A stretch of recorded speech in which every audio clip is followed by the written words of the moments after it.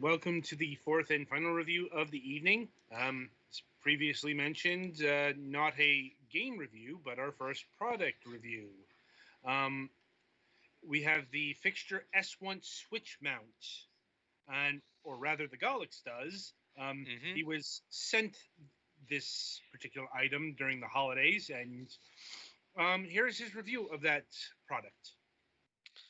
So yes, this is one of several products that have been created to basically solve the problem that the Switch in handheld mode uses the Joy-Cons in a pretty unergonomic way. They're just very flat, and it's very wide.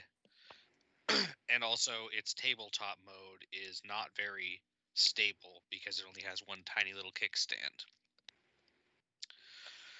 So what this actual product is it is a plastic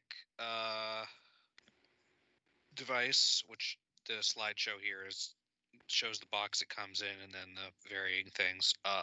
It has one piece that is designed to clip around the Switch Pro controller. You have to click it in pretty hard to get it in and click it out fairly hard to get it out, but it never actually feels like it's going to break. The plastic is pretty sturdy. It has a rubber, friction increasing pad on the bottom, which allows it to work as a stand for the Switch, and one on the inside to make sure that the controller doesn't slide from left to right, because otherwise it could do that a little bit. There is a hole in the back of this that has plenty of room for the access to the USB-C charging port on the Switch or on the Pro controller. It doesn't quite have room to hit the sync button, but that's not that big of an issue. You probably won't need to sync your controller while you're playing. And the button has the official Switch USB-C charger, I think it's just a normal, fairly high-speed one. But the over jacket on the actual USB connector, the plastic part, is fairly long and thick compared to some of them. But even with that, both of the holes for controllers in this fit it. It works fine, or it's accommodated fine. So once you get that in, there is a separate adjustable hinged part. It's just straight. It has a little hole in it with a hinge on either end. That is the neck of the device, which is for aiming or adjusting the screen angle. The hole in this is fine. You can fit the charger through it to get to where the Switch goes, to where the Switch's charger opening is with no problems. And then at the top is actually the thing that I think makes this most distinctive from any of the other ones that I've seen in these in my brief research of what other people are doing with this. Most of these, the part that connects to the Switch, clip into the top and bottom, clip around the top of the Switch and into the two little holes on the bottom that are used to align it properly in the dock. This one is designed so that it's wide and it has spots so that basically you take the Joy-Cons off the Switch, and it has blocks that slide down into the Joy-Con rails. So you can't have the Joy-Cons attached while it's in, but so I guess it also makes it incompatible solid, with the Switch Lite. because it uses the rails that are already built into the Switch. And it also has two little friction rubbery pads on the side of the arm that goes toward the Switch to increase friction and make it a further stable connection. So this is incompatible with the Switch Lite, right? Yes, this is incompatible with the Switch Lite. The Switch Lite, you can connect Pro controllers to, but it doesn't.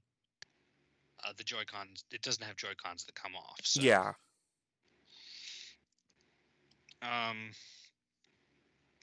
So yeah, I didn't do too much testing with it as a just stand, because that's not the primary use of it, but it does hold in place pretty well because it has the big a rubber pad on the bottom.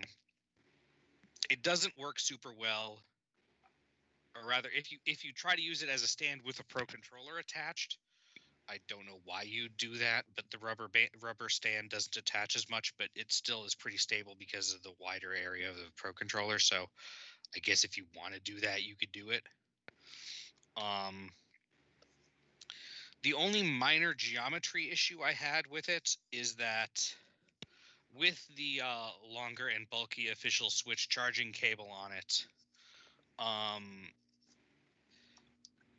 there are some angles at which it'll be kind of pushing the over jacket down along the controller, or it'll be the angle is a little bit sharper than I normally like. So a lot of the time I didn't even use the hole in the neck. I just let it droop over the middle of the controller. That wasn't a big issue. Depending on the size of your hands, your fingers may bump into the bottom of the holding part while you're holding the controller and using it in handheld mode, but it's not thick or uncomfortable in any particular way for that, so I didn't have any problems with that. The plastic is all pretty durable and solid. The joints are stiff enough that they stay where you put them. They're not hard to move, but I didn't have it like flopping around at all. Are they ratcheting, or are they just kind of like friction? They're not ratcheting. They are just analog, as it were. But they're pretty tightly made. What's the word? Constrained? Machined, I guess. It's stiff enough that it holds where you put it. Obviously, I've only had this for a few weeks, so I can't tell if it would probably loosen up a bit over time, but it would have to loosen up a lot before there was any kind of like problem with that. It comes in two colors. The one I have is blue and red, and that the only thing that's colored are the rubber things on the part where the Switch sits, and then the sides of the top hinge and the sides of the neck. And the other color is gray. Honestly, I probably would have preferred gray because I have the gray Joy-Cons, but this is the same blue and red of the blue and red Joy-Cons. So overall, I had a very positive experience of using this for handheld because I had always had trouble using the Switch handheld because the Joy-Cons are just too flat for my hands. It's wide, and it made it much easier to use the Pro Controller in a like portable setting. I understand they are coming out with. Oh, it also does with both of the things connected to it. You can fold the neck down over the controller, and basically it folds down into a very compact package. They're making a. I understand they're coming out with a carrying case for it that would presumably make it a little bit more protected in that. But even then, for just hanging around with it, I found that was pretty convenient for getting it small. When I just wanted to put it down to do something else briefly, because I have the kind of life where when you sit down to play video games, you get called to go take out the trash or something. If you don't adjust the neck a little bit for that, it'll tip over rather than sitting flat on the thing sometimes. But that's not a problem per se. It's just it would be more convenient if it stayed flat, I guess. I don't know. It's not actually a problem. So the only actual sticking point I have with this at all is that apparently the default price for it is, you said $35 or so, Adam? $34.99. Yes. $34.99. Mhm. That's maybe a little high. But even then, the physical attributes of it are very good quality. So even though there are like other things that are like it that are cheaper, I suspect that this one is on the higher end in terms of material quality and We call not it having build quality. build quality and stuff like that. So I don't I suppose you don't have a drop huge tested it, did you? huh? I don't suppose you drop tested it, did you? Not with my Switch yet. Fair enough. I've already dropped my Switch a few times, and it has a small crack in the back plate Oof. around one of the. I mean, I believe that's not a super important part, and it's replaceable. And I'm probably going to try and upgrade to a Switch Pro if they ever make one. But yeah, the plastic thing itself, I dropped. I didn't drop test it, but I dropped it a couple times, and it didn't like break or anything. Again, it seems like it's pretty good in durable materials. Yeah, the only thing I might change about it is making the neck a little bit longer so that it has the so it's more accommodating for the USB charger, but then that would probably upset the balance a little bit, and also it wouldn't fold up as neatly. So I understand why it is the way it is, and I think overall it is a pretty good product for what it is. Obviously, I can't hands-on comparison test it against similar things because I don't have enough money to buy 5 or 6 of these, and I only have one Pro controller anyway. So, Right. so yeah, this overall I think is a pretty good product. With the Maybe a Switch, little bit on the expense, huh? I was gonna ask if with the Switch Pro controller together, does it make it too heavy or? No, and that's actually one of the things that I kind of like about it. The Switch itself is not super heavy, obviously, and the Pro controller isn't, and this doesn't really add to the weight.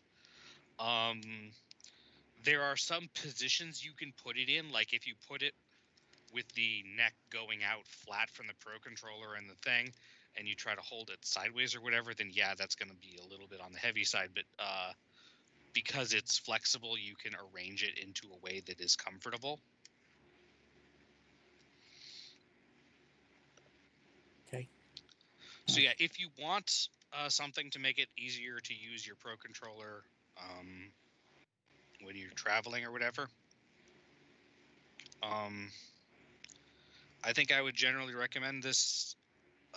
At least compare, like I can vouch for the build quality of this. If you're willing to pay $35 for a thing like this, I don't think you'll be disappointed with it. Again, I'm sorry, I haven't tried other makes and models of Pro controller grips to compare with.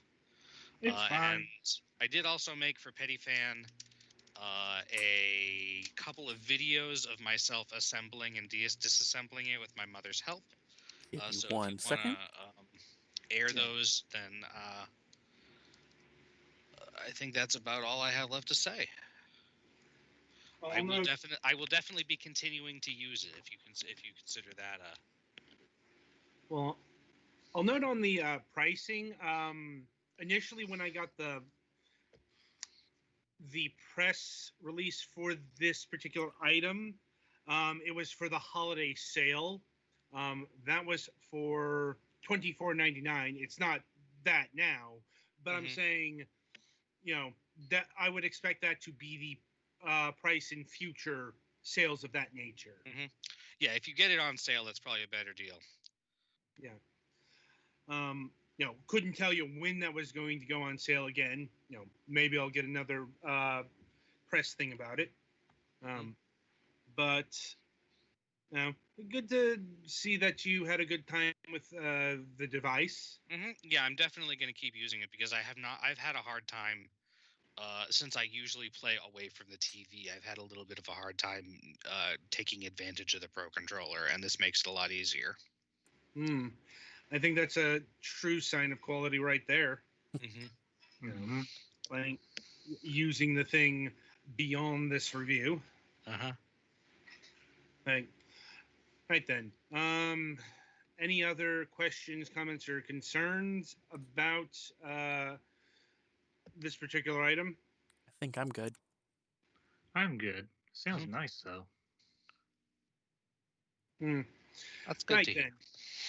then. Right, so that'll about do it for the Fixture S1 Switch Mount review, and indeed our review session. I want to take a extra special thank you to Fixture Gaming for providing the device to us.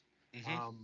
You know, if they like this review, we are open to doing more of these with you. So just a note for the future. Anyway, speaking of which, the week ahead, coming up on Wednesday, January 6th. No guests this week because, well, it's really hard to get a guest right out the gates after the holidays. It wasn't from a lack of trying, but it was either, no response, asking after the holidays, or, and or just not interested. So, yeah, on January 6th, we'll be doing our God, I want to say our ninth part of the 80 days Let's Play. It's been so long, we've kind of lost our place because last time we did one of those was season 12. Yeah, we didn't do one of these throughout any of season 13. I think that might be a record for not having a missed guest. And more importantly, maybe less importantly, equal of equal import, like we'll be doing our 2020 year in review. That is going over the best and worst games we reviewed this past year. Like no Friday show on our end, but I am doing a special collaboration with Mac over on his new retro gaming channel. We're finally doing the Star Trek thing. We're finally going to be commentating over his old NES Star Trek gameplay from 1992. And it looks like it's from 1992. Blurry as fuck is the quality I saw. What's the resolution? Like 120 by 80? I think double that. Yeah, It's like 4160 is like the actual resolution that stuff was at, but I was joking. no, that's That's like original Game Boy resolution. Yeah, the Game Boy was jankier even than that, but yeah. My point is, it would be it was standard resolution. It's just, it's from a 1992 videotape. So it's, of course, it's going to look blurry as fuck. That's kind of the charm Mac is going for here. Anyway, so that's happening Friday night. And yeah, so until Wednesday, I shall wish you good gaming.